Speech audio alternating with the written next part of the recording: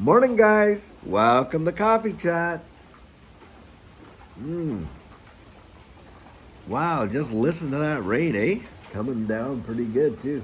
No, it's nice. I actually, when we moved from Alberta to British Columbia, I remember it rained and rained and rained. And anyone who's lived up in the Pacific Northwest knows just how much rain you actually get. It is just an amazing amount. Sometimes in the winter, it can start raining and literally drizzle for like 2 weeks straight. And I remember back in that time, and I said, "Oh God, you have got to give me a love for the rain," because I knew a tolerance for it wouldn't be enough. Sure enough, by and by, I eventually started to actually love the rain and just that feeling of, it coming down and just washing everything out, the sound of it, the smell of it, all kinds of things that you can enjoy about the rain. And, there's a verse or a scripture out there that says, God sends his rain on the just and the unjust, and rain actually, whether, as much as we don't like it when it rains, rain is a genuine blessing. Well, guys, hey, what do you think of my new coffee cup? My son has come down to visit me here, and he brought me a Vancouver mug from Starbucks. So, hey, nice one. It's kind of all this green, and it looks really great. So, hey, anyway. Wow, that tasted good.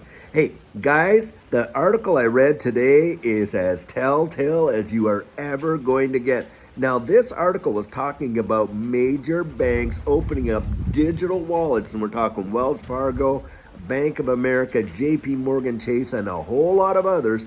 At the second half, the latter half of this year, they're going to be starting to roll out digital wallets. Now, the article is talking about, they're doing it to compete with Apple Pay and thus and such. But you and I, guys, we know that may be one of the reasons, but there's a whole lot of other reasons for that too. Remember this, FedNow, the domestic, system that is running off of the Ethereum blockchain, is being released this year, and probably by June we're going to see that whole thing come out, and that's coming right out of the mouth of Jerome Powell from the Federal Reserve.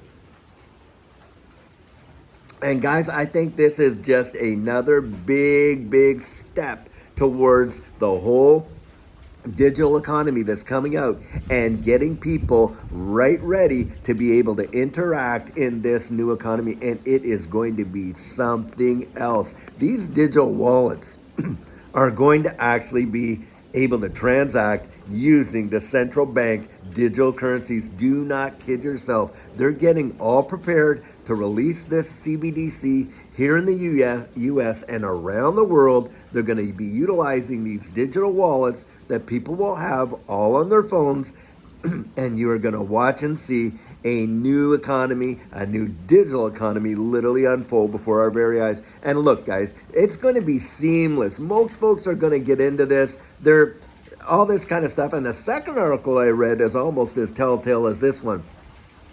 So the second article I read was how they're locking up in New York City. Chase is locking up ATMs after 5 p.m. Now they're saying, hey, we're doing this because, a lot of people are getting held up at ATMs and thus and such. But guys, hey, listen to this. We know that this fiat system is going to be over and done with.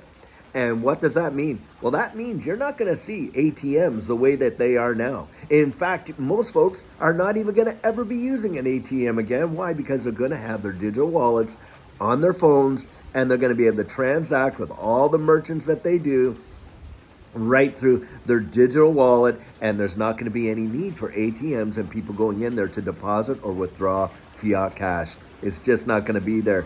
And guys, it is exciting actually to see. Now, I know the way in which they sell the narrative is all about, hey, security and to compete with Apple Pay and all this kind of stuff. But what we're really watching is the infrastructure of the new digital economy being laid out right before our very eyes, so that when they do release that CBDC, everything is all in place and ready to go, and it'll be absolutely seamless for the average person to get out there and utilize these technologies. They won't have to, go out there and download the apps and learn how to, no, they're going to have people trained and already using these things long before the actual CBDC gets finally released. And it's gonna, and my thinking is, hey, by 2024, we're gonna see a US CBDC out there, full-fledged, working its way all around the world. That's what's going to happen, and a lot of other countries are following suit. We know that.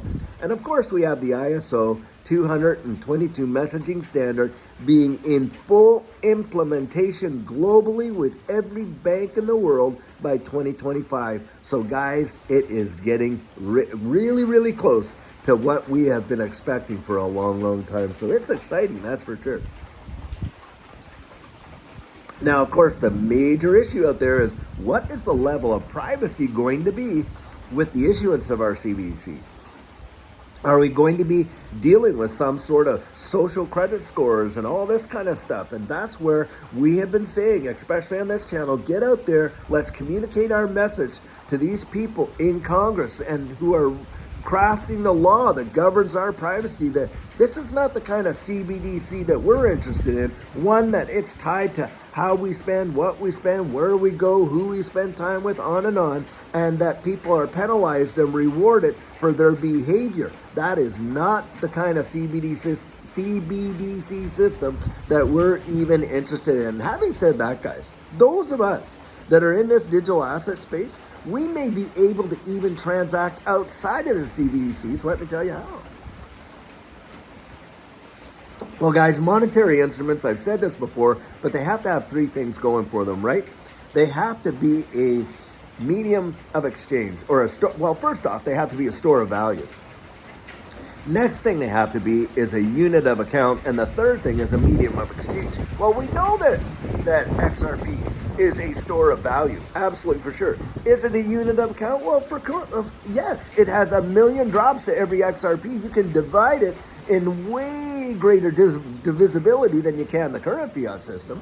And number three, is it a medium of exchange? Well, yes, it is. And in fact, there are people right now here in the United States receiving their salaries via XRP. And of course, you can buy and sell with it products and services. So it definitely fits the bill as a monetary instrument.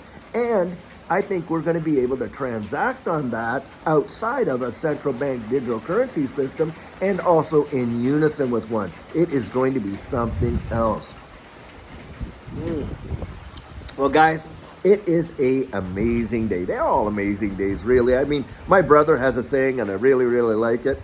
You know, when folks, they say, oh, I woke up on the wrong side of the bed, he says, well, at least you didn't wake up on the wrong side of the dirt. And that is it, guys. If you've woken up today and you got breath in your nostrils and your eyes are looking about, hey, it's a good day, right? You're alive. And so why don't we all make the best of it, rain or shine? And now I hope wherever you are, you've got some great sunshine. And when it rains, hey, remember what the rain does, right? I have that little saying that when storm clouds come, as they often do, it's important to remember this simple truth. Inside every raindrop is a miracle unseen, the power of life for the seeds of your dreams. That's something I wrote many, many years ago. But hey, that it certainly bears today, because the grass is loving it, the trees are loving it, and because of this rain, we're going to see a lot of green come along. And hey, because of the rain that we just went through in this whole bear market, I think we're going to see a lot of green come out in this next bull market. It is going to be amazing. So guys, later on today, we're going to have a great video for you. And until then, I hope you have a good one and take care.